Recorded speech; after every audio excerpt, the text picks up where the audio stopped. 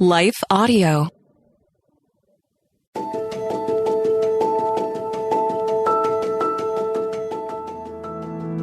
Welcome to the Untangling Prayer podcast with Rachel Wojo, where you'll find the space to clear your head and calm your heart.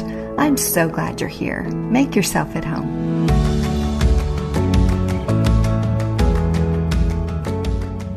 If you long for a stronger prayer life, then my new book, Desperate Prayers, Embracing the Power of Prayer in Life's Darkest Moments, is for you. Go to desperateprayers.com or wherever you buy books. Hey there, I'm Rachel, and I'm so glad you've joined me today for another episode of the Untangling Prayer podcast. We've been diving into some deep and important questions about prayer, and I pray today's discussion encourages your heart. Now let's dive into this week's segment of Hot Questions from Hard Spaces, where we tackle some of the tough questions you've been asking about prayer.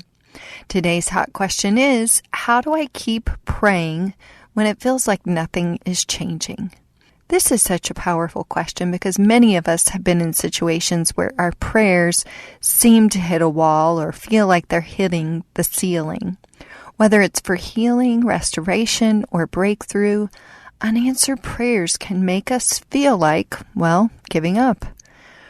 Remember, persistence in prayer is about trust. Persistence doesn't guarantee immediate results, but it shows our trust in God's timing and faithfulness.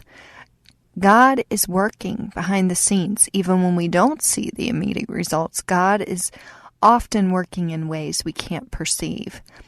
Isaiah 55, 8 and 9 reminds us, "For my thoughts are not your thoughts, neither are your ways my ways, declares the Lord." Trust that God's timing is perfect, even when we don't understand it. Focus on what God is teaching you. Sometimes the waiting process isn't about the end result, but what God is shaping within us. Patience, faith, and endurance are often developed in the waiting room of prayer. Thanks for listening to this segment of Hot Questions from Hard Spaces. We'll be right back after a quick word from our sponsors. Thank you for allowing that brief word from our sponsors. Now let's jump into this week's Pray More, Worry Less encouragement. Today's prayer principle is a powerful reminder for when we find ourselves in a season of waiting or uncertainty. The prayer principle is, circumstances have zero effect on God's character. Let's explore this through the story of Abraham and Sarah, who knew all too well what it meant to wait on God's promise. In Genesis, we read about how God promised Abraham that he would be the father of many nations. But as years went by, nothing seemed to be happening. Abraham and Sarah were getting older, way past the age where having a child seemed possible. The circumstances around them screamed impossibility. I'm sure they had moments where they wondered, did God change his mind? Is he still going to come through for us? But here's the key.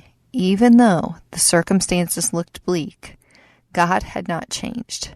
His promise still stood firm. His plan was still unfolding. The delay did not mean that God's character had shifted. His faithfulness wasn't affected by their wait, and his power wasn't diminished by their age. In fact, God was preparing to fulfill his promise in a way that would display his greatness all the more. In Genesis chapter 21, verse 1 and 2, we see the fulfillment of his promise. The Lord kept his word and did for Sarah exactly what he had promised. She became pregnant, and she gave birth to a son for Abraham in his old age. Despite the long wait, despite the impossibilities stacked against them, God remained true to his word. Circumstances did not affect his character or his ability to do the impossible. Maybe you're in a season where it feels like God's promise is taking too long. Or maybe you're facing a situation that seems just impossible. Like Abraham and Sarah, you might be wondering, will God really come through? But remember, circumstances have zero effect on God's character. His faithfulness to you hasn't changed. His love for you hasn't wavered. When we pray, we aren't pleading with a God who's limited by the challenges we see. We're praying to the same God who brought life from Sarah's barren womb, the God who does what seems impossible. He hasn't changed. So today we can choose to pray more and worry less, knowing that no matter what circumstances we face, God is still the same. He is still good. He is still faithful. He is still working all things for our good. Just like Abraham and Sarah discovered, circumstances cannot change who God is or what He's promised to do. And that, my friends, is today's Pray More, Worry Less encouragement. And now for the final segment of the podcast, I want to share an answered prayer story. This is one from a friend who shared it with me this weekend. I'm going to read it just as she sent it to me. A little over 2 years ago, I came across a photo a woman shared on Facebook of her 100-year-old father watching a sunset on the beach. The image touched me deeply, so I asked my husband if he would paint it and we'd send it to her as a gift. I reached out to her on Facebook and we started chatting. A few weeks later, I messaged her to let her know that while I was out of town, my husband was working on the painting. Around that time, she saw on social media that my dad had fallen ill and passed away. She was moved that I had shown kindness despite my own loss. In one of our conversations, she asked where my dad lived. It turns out her husband was first cousins with someone I knew from my small hometown of 3,000 people, one of those small world moments. We eventually sent her the painting, and this past February, my husband and I took an anniversary trip. She contacted me and invited us to meet in person, wanting to thank us for the painting. They took us boating, and during the trip, she said, "I gather you're pretty religious." I told her I wouldn't call myself religious, but I do know Jesus and follow Him. She replied that she didn't believe in God, so I chose to stay quiet. We enjoyed the day together and had dinner with them, and we've stayed in touch since. Yesterday, she texted me heartbroken, saying they were about to lose everything in a storm and had evacuated to another state.